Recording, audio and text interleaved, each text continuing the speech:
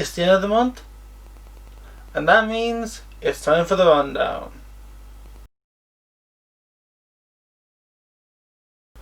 Welcome to the rundown for June 2020. Now before I get into it, please like and share this video to give it a boost. And don't forget to subscribe to keep up with my latest videos. In this month's rundown, we have an update on the Brexit talks, my thoughts on the new Irish Government Cabinet, as well as my thoughts on the Capitol Hill Autonomous Zone / Capitol Hill occupied protest over in Seattle. So let's get into it. So first up, the Brexit talks. The deadline for an extension to the transition period to be agreed by both the European Union and the United Kingdom has passed. This means that the transition period will end at the end of the year. One of the biggest things at the moment is that both sides aren't compromising on their positions at all. They're both playing pretty hard. Now, while both sides are getting criticised, I do think that the UK is right not to compromise on their positions. The UK would like to have a trade deal with the EU. It would be beneficial for both sides. But they will not compromise in their refusal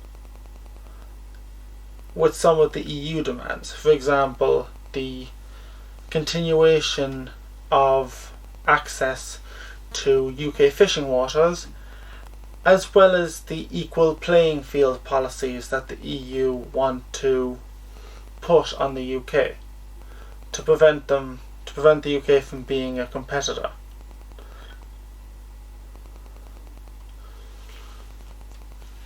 I think that these things that the EU are looking for are too unreasonable, and a lot of people, from what I've seen in the UK, have that same conclusion. So it'll be interesting. Now, I'm a bit iffy on Boris, I'm not gonna lie. I'm not sure whether he or David Frost, the chief Brexit negotiator for the UK, are going to stick to their guns, because they're politicians, for Christ's sake. Next up is my thoughts on the new cabinet in the Irish government. Now, I'm not going to go through each one, but I will say I am most concerned with the appointment of Eamon Ryan, who is the leader of the Green Party. He has been appointed the Minister for Climate Action, Communication Networks and Transport.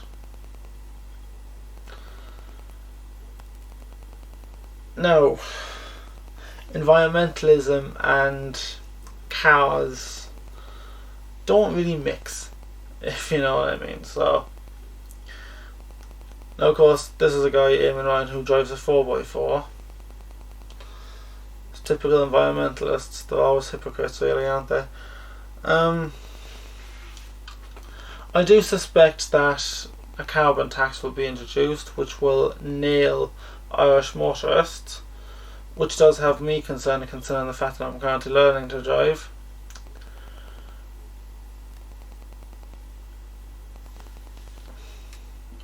Transport is going to get a beating within the coming years. It'll be interesting to see how things go from there. Now, another area of this new Irish government that's important is that Mary Lou McDonald, the leader of Sinn Féin, is upset that the other parties don't want to work with hers. One of the main problems is the governance of the party Sinn Féin. In most parties, the group membership has a direct vote on the policies that the party wants to implement. Sinn Féin don't really work that way. Sinn Féin are actually mainly run really by a small group of what I would call them activists.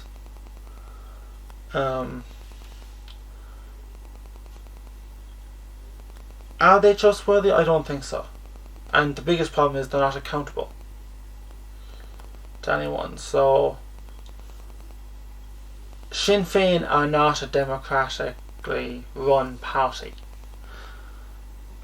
if that makes sense. So that's why a lot of parties like Fianna Fáil, Fine Gael don't want to work with them. And they made that clear from the get-go of the election campaign that took place at the start of the year.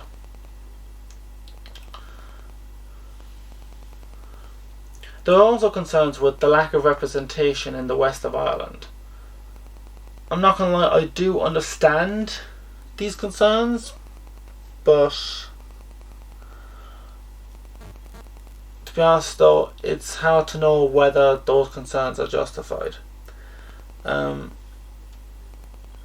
Because maybe this government will do more for the west of Ireland. We don't know. Hopefully they do. I'm not gonna lie, I can't see it, so it could be a problem. Now, last but by no means least, the Capitol Hill Autonomous Zone or Capitol Hill Occupied Protest. The Chaz/Chop, I'll call it Chop for the rest of the time so I don't have to keep going on that, is a 6 square block area in Seattle which has been taken over by Antifa and Black Lives Matter.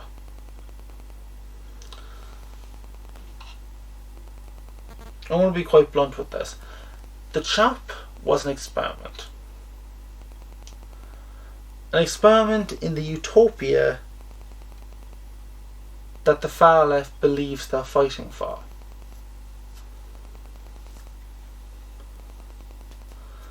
The CHOP had no law enforcement, or laws for that matter. In the last week, they've had 5 shootings.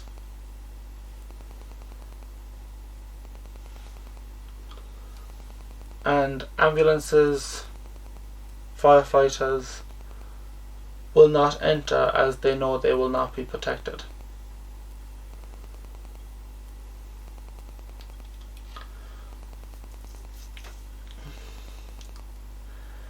The CHOP ran out of food supplies pretty quickly. That came down to them being too charitable.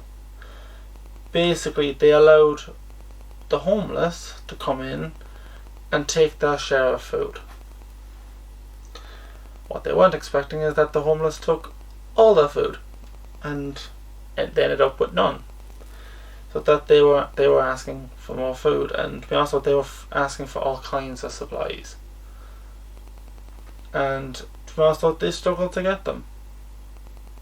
So they weren't really an independent area. They even tried to hand it farming. And well, first off, they segregated the farms and realised that farming wasn't as easy as they thought it was. It takes a bit of effort and a bit of know-how to grow stuff. That's why farming is actually a profession.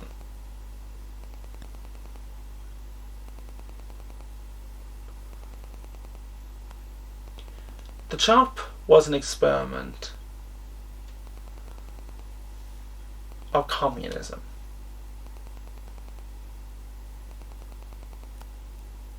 Which we have seen from the past just doesn't work.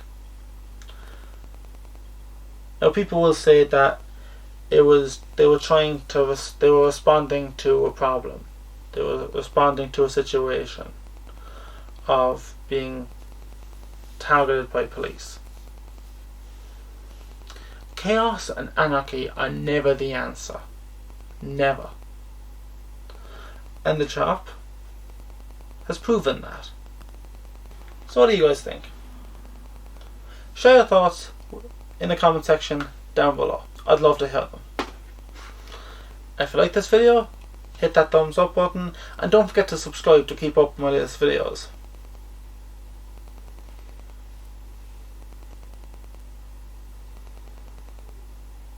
When it comes to Brexit, I hope things turn out well. And I hope the UK achieves its goal of becoming an independent country, an independent nation. To the new Irish government, I wish you guys luck. And the chop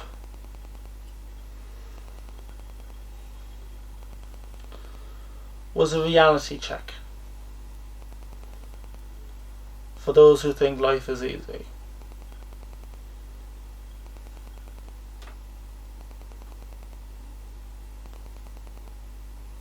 Thanks for listening, and I'll see you next time.